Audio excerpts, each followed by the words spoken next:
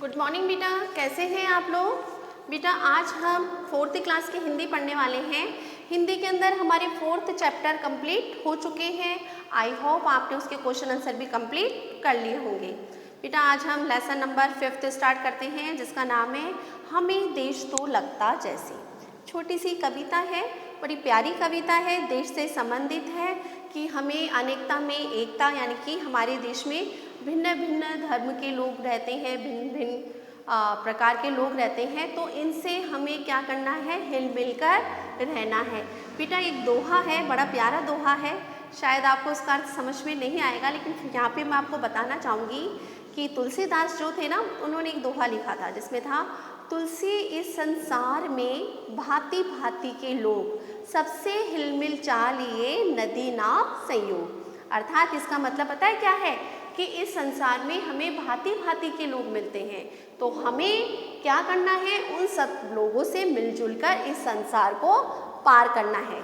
तो हाँ, छोटे छोटे बच्चे हो, आपको पूरी बात समझ में नहीं आएगी, आपके लिए इतना ही समझाती हूँ आपको कि आपको हमेशा क्या करना है, सबसे मिलजुल कर रहना है। किस तरह से पढ़ते हैं अपन, पढ़ूँ मैं, पहले कविता पढ़ती हूँ फिर उसका अर्थ समझाती हूँ।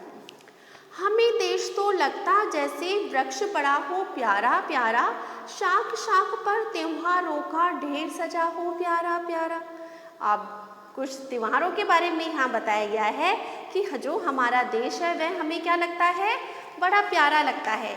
और देश को यहाँ पर किसके समान बताया गया है, एक वृक्ष के समान। वृक्ष यानी कि पेड़ के समान। पेड़ जो होता है ना, वह एक होता है, जड़ होती है, उसका तना होता है, उसकी डालियाँ होती है, डालियों पे पत्तियाँ खिलती हैं, फूल खिलते हैं, फल खिलते हैं, पेड़ तो एक ही है ना। तो उसी प्रकार से हमारा भारत क्या है, एक है। और किस तरह से यहाँ पर अनेकों त्योहार बनाए जाते हैं उनका वर्णन करते हैं कि हमें देश तो लगता जैसे वृक्ष बड़ा हो प्यारा प्यारा, कि हमें हमारा देश किसके जैसा लग रहा है, एक पेड़ के समान। यहाँ पे कवि जो है जिसका नाम है दिविक रमेश, वो क्या बता रहे हैं कि ये जो भारत है वह किसके समान है, एक वृक्ष के समान है। शाख यानी कि शाख यानी कि जो टहनी होती है ना, उसकी शाखा होती है, उसके बारे में बताया गया है कि ऐसा लगता है कि हर शाखा पर कोई ना कोई एक त्योहार सजा हो।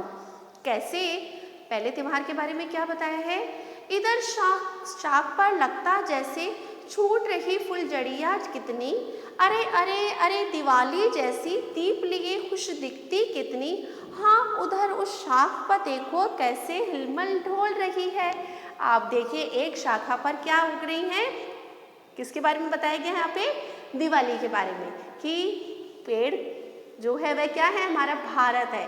अर्थात भारत में अनेकों धर्म के लोग रहते हैं और नेचुरली बात है, अनेक धर्म के लोग रहेंगे तो उनके त्यौहार भी क्या होंगे, अलग अलग होंगे। तो उसी के बारे में बता रहा है कि एक शाखा पर क्या है, दिवाली जैसी खुशियाँ हमें देखने को मिलती है। और क्या होते हैं, सभी उस दिवाली के त्यौहार को बड़े ही प्यार से, बड़े धूमधाम से उसको मनाते हैं कि छूट रही फुलझड़ियाँ कितनी, अरे अरे दिवाली जैसी, कि कितनी सारी फुलझड़ियाँ छूट रही है।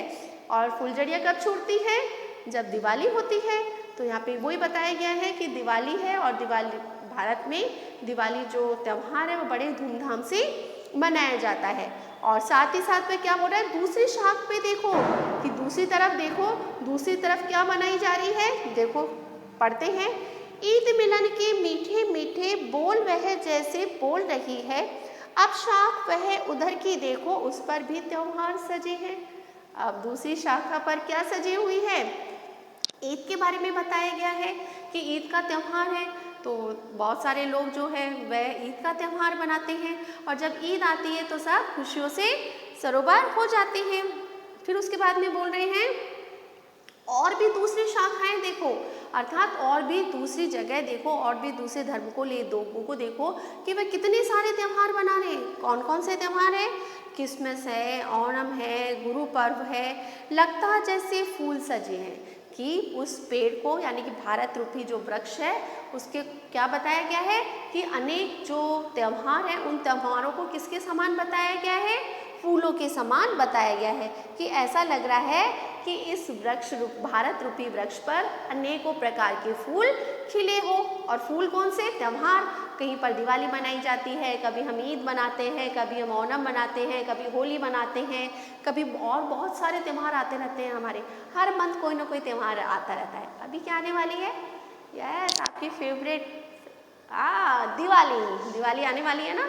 लेकिन मम्मा के लिए तो परेशानी वाली बात है कि दिवाली आ गई, दिवाली की सफाई करनी है ना। चलिए, अगर वृक्ष है देश हमारा तो सींचेंगे जान लगाकर, नहीं कसर छोड़ेंगे कोई अब छोड़ेंगे इसे बढ़ाकर। उसके बाद में कवि इसमें वर्णन करता हुआ क्या कह रहा है कि यदि हमने संसार को अर्थात हमारे भारत को एक वृक्ष रूपी माना है कि वृक्ष है, तो वृक्ष को हमें क्या करना है? मजबूती प्रदान करनी है। और वृक्ष कब उगेगा? जब उसका हम ख्याल रखेंगे, उसमें पानी डालेंगे, खाद डालेंगे, बीज डालेंगे, यानी कि बहुत सारी चीज़ें डालेंगे, जब जाके वो वृक्ष क्या होगा? फलेगा फूलेगा।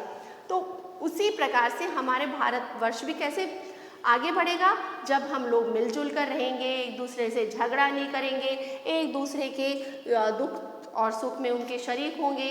एक धर्म के लोग वो त्यौहार बना रहे हैं तो दूसरे भी उस धर्म के त्यौहार बनाएंगे, मिलजुल कर रहेंगे, कोई भी कार्य मिलजुल कर रखेंगे, आम किसी से झगड़ा नहीं करेंगे, तभी हमारा देश क्या होगा? प्रगति के शिखर पर चढ़ेगा और तभी हमारा देश आगे बढ़ेगा। हम क्या करते हैं बेटा? आपस में झगड़ा करते हैं। हिंदू मुसलमान आपस में झगड़ा कर देते हैं। जो बड़े बड़े राजनेता होते हैं ना, वो क्या करते हैं? मजे लेते हैं, आपस में जनता को लड़ा के और खुद मजे लेते हैं। उसका फायदा किसको होता है? बड़े बड़े नेता इत्यादि को। तो उनके जो इरादे हैं, उन इरादों को हमें क्या करना है? तोड़ना है। हमें क्या करना है? सबसे हिल मिलकर रहना है। ओके बेटा, बड़ी प्यारी सी कविता थी। अब आपको क्या करना है? यस, इस कविता के जो शब्दार्थ है वो आपको कंप्लीट करने हैं। जो क्वेश्चन आंसर है, क्वेश्चन आंसर मैं आपको नेक्स्ट वाले वीडियो में करा दूंगी। आज के लिए इतना ही। Good day, goodbye, take care.